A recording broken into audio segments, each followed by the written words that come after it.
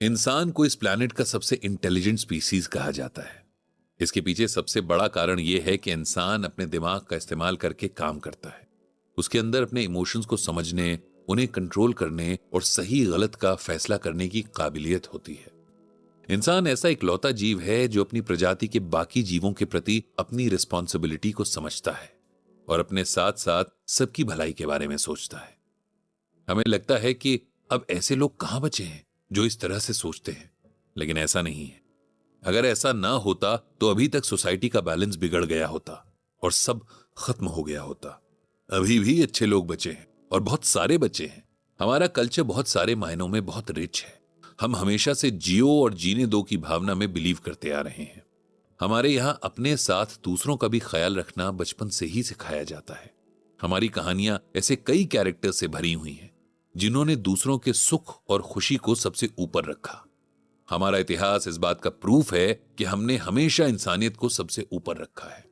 ब्रजभूषण जी और पंडित जी अक्सर इंटरनेट पर गीता ज्ञान ब्लॉग लिखने के अलावा स्पिरिचुअल आर्टिकल्स भी पढ़ते रहते हैं।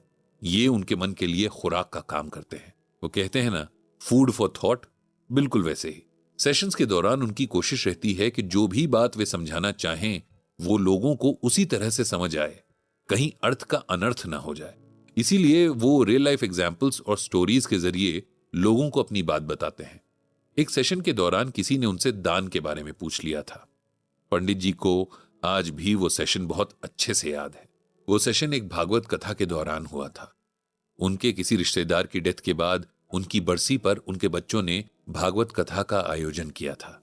7 दिन की कथा के बाद जब हवन वगैरह हो गया तब सभी लोगों ने रिक्वेस्ट की कि थोड़ी देर ही सही अगर पंडित जी उन्हें गीता ज्ञान से कुछ अनमोल वचन सुना दें तो उन्हें बहुत अच्छा लगेगा। पंडित जी ने इस रिक्वेस्ट को रिस्पेक्ट देते हुए वहीं एक छोटा सा गीता ज्ञान का सेशन लिया था।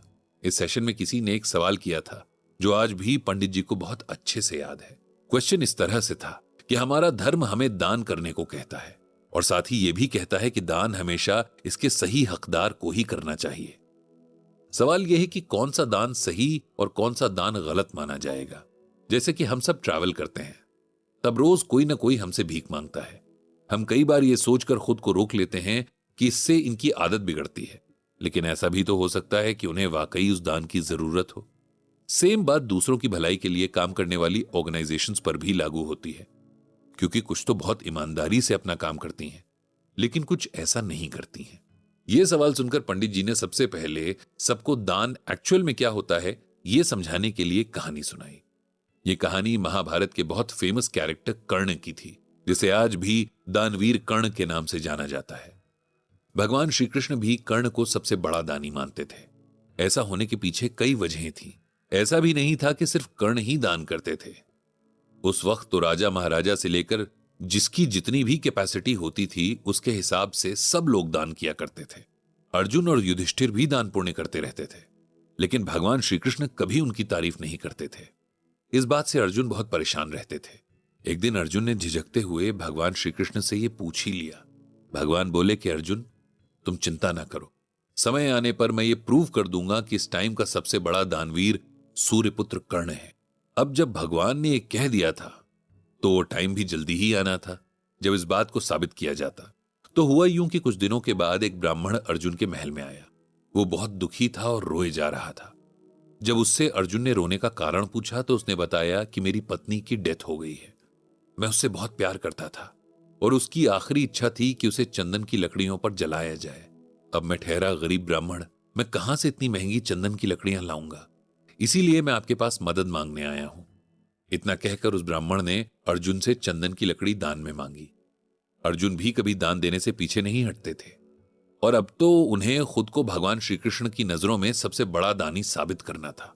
उन्होंने तुरंत अपने मंत्री को आदेश दिया कि खजाने से चंदन की लकड़ियों का इंतजाम किया जाए। चंदन की लकड़ियां बहुत महंगी आती थीं और मिलती भी कम थीं, इसीलिए खजाने में हमेशा चंदन की लकड़ियों का स्टॉक रखा जाता था। लेकिन चांस की बात थी कि उस दिन खजाने में चंदन की लकड़ियां नहीं मिली। इससे अर्जुन ने बहुत शर्मिंदा होकर ब्राह्मण से कहा, आप थोड़ा पेशेंस रखें, मैं अभी अपने सिपाही भेजकर आपके लिए चंदन की लकड़ी का इंतजाम कर देता हूं। अर्जुन के सिपाही पूरे राज्य में घूम आए, लेकिन कहीं भी चंदन की लकड़ी नहीं मिली। यह देखकर अर्जुन को बहुत शर्म आई कि वो उसके दरवाजे पर आए ब्राह्मण की मांग भी पूरी नहीं कर सके। उन्होंने हाथ जोड़कर उस ब्राह्मण से माफी मांग ली कि मैं आपको चंदन की लकड़ी नहीं दिलवा सकता। भगवान श्री कृष्ण अर्जुन के दरबार में बैठे इस पूरी घटना को देख रहे थे।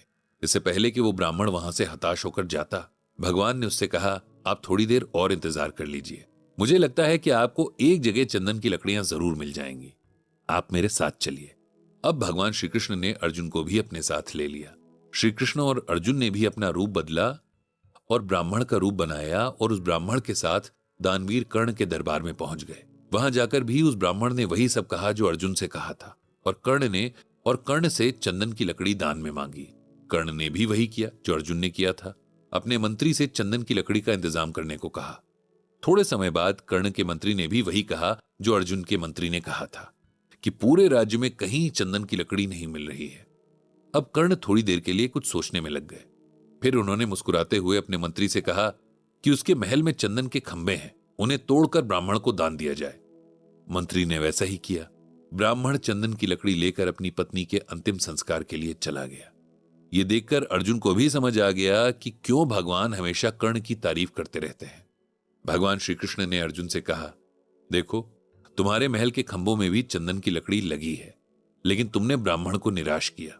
वहीं कर्ण ने एक बार फिर साबित कर दिया कि क्यों उसे दानवीर कहा जाता है। दान का मतलब यह नहीं कि आप सोच समझ कर कि इसे दान देना है, इसे नहीं, फलाना आपके दान का गलत फायदा उठा लेगा, यह सब सोचना नहीं है।